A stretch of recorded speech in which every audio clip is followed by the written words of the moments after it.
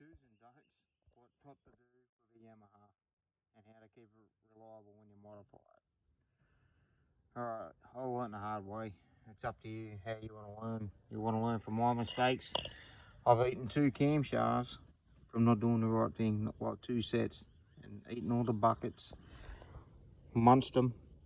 I caught these ones just in time. The other ones worse. I don't even know where they are. You can see it wearing there. Top of the cam lobe there, you see that? There again, it's got a flat spot there. I get munched it. That one was worse. I don't even know where they are. I've just gone through that many. So, well, not really that many, but a lot of money doing it. And I've got bits of junk everywhere. Anyway, so if you're playing with camshafts, the best solution is change these retainers, the valve retainers, yeah? Leave your standard spring in it. Do not put a heavy duty one in it. Double valve spring. It munches cams and buckets. Just change the retainer. These are just normal ones. I think they're chrome molly ones. But you're better off putting the titanium in. And the steel one's cracking up. You can't trust them. If you're going to go past 8,000 RPM, change them. I'd change them anyway. Any Yamaha. Anyway, that's enough of that. Double valve springs is a no-no. Just keep the original springs in it. It's safe. Okay. Next thing you want to do, like you can run a tune in that, whatever. Supercharger clutch. What kills them? There's a few things that kill them. See here? It's a dampener. I'm not going to show you the name on it. But it's very heavy. If you're trying to turn this, you're putting more load on the clutch. I got 6 hours out of a clutch with a F1 17 PSI compressor wheel running this thing. 6 hours. Killed the clutch. Couldn't work out what was doing it. Don't run one of these. The new ones are thinner. The gear is a lot more thinner here. And they haven't got the dampener, nothing in it. You're better off with a stock wheel in it anyway. It saves them. Anyway, these are a lot lighter now, and this is, I don't know what this is, but I'd never use another one. It just sits around. So, it's been painted, they can keep it. I would never use another one. Horrible. Yuck. So, compressor wheel, try to keep it standard. You can get a lot of power. I advance the inlet cam 4 degrees, and that'll raise the compression.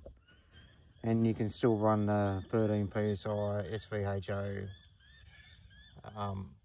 compressor wheel, which is about 13 PSI.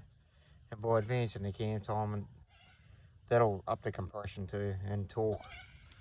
Anyway, it changes your LSA. So yeah, I advance 4 degrees. You can go 5. That's what excuse me for saying that, R&D used to do with their timer gears, and they recommended that. Anyway, so when you're doing, like, you put the supercharger impeller in, which it's got more blades, which makes more boost, that's a bleed nipple.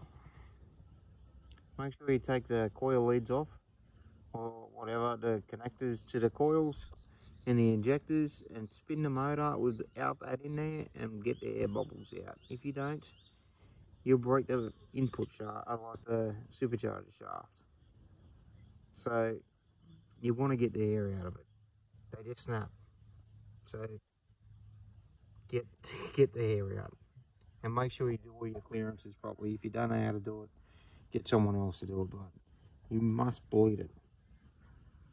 So these are some of the things I've come across and I've mucked around with. And yeah, it's a 2015 SVHO, so they don't come out with the 27 claw, I think they are. I think they're only 24 tooth claw on the supercharger clutch, which is one-way bearing. And they reckon they're a lot better, but they're still failing. And the way to make them more reliable, they say blow off valve and whatever. It definitely helps not breaking the shaft and keeps the RPM up. I put one on and taken it off. Look, to be really honest, it's better if you don't hit the limiter. If you keep hitting the rev limiter going across waves and that, every time you're on and off and it's like basically a rattle gun, it's hammering it, it's going to break the clutch. So avoid sort of rough water and getting airborne and banging the rev limiter. It just kills them. They love flat water. They love being in the water.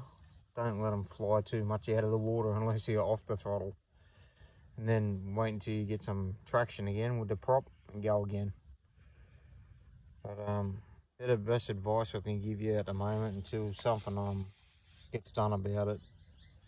I'm trying to build one, but it's definitely not going to be one you can bang off the limiter. It'll break gears and everything. It's only for dragging. It's not welded, by the way, but I'm in the process of getting that built. But that's basically what I can tell you. The red ones are just good. They come on a VXR and SVHO. And earlier models, I don't know about the later models, but that's the best advice I'm going to give you.